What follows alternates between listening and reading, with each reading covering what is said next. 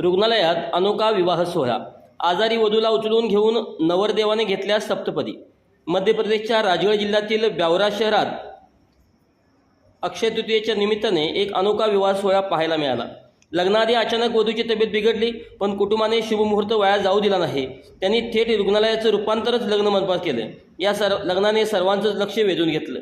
ब्यावरा येथील परम सिटी कॉलनीतील रहिवासी जगदीश सिंह सिकरवार यांचा भाचा आदित्य सिंहचं लग्न कुंभराज येथील रहिवासी नंदिनीशी ठरलं होतं। हे लग्न अक्षय तृतीयेच्या दिवशी कुंभराजजवळील पुरुषोत्तमपुरा गावात होणार होतं, पण लग्नाच्या 5 दिवस आधीच नंदिनीची तब्येत अचानक बिघडली। तिला बेवार येथील पंजाबी नर्सिंग होममध्ये दाखल करण्यात आलं, जिथे डॉक्टरांनी तिला विश्रांती घेण्याचा सल्ला दिला।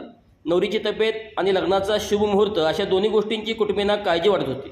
Doctor JK. पंजाबी म्हणाले की नंदिनी जास्त वेळ बसू शकत नाही, म्हणून कुटुंबाने त्यांना सल्ला घेतला आणि रुग्णालयातच लग्न करण्याचा निर्णय घेतला। या निर्णयाला दोन्ही कुटुंबाची संमती होती। लग्नाच्या दिवशी नवरदेव आदित्य सिंह बँडबाजा घेऊन थेट पंजाबी नर्सिंग होममध्ये पोहोचला।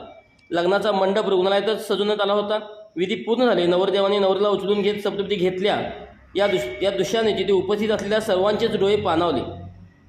परिस्थिती कशीही असली तरी त्यातून मार्ग काढता यावा असा संदेश लग्नाने सर्वांना दिला आहे। या अनोख्या लग्नाची सर्वत्र जोरदार चर्चा रंगलेली पाहायला मिळत आहे।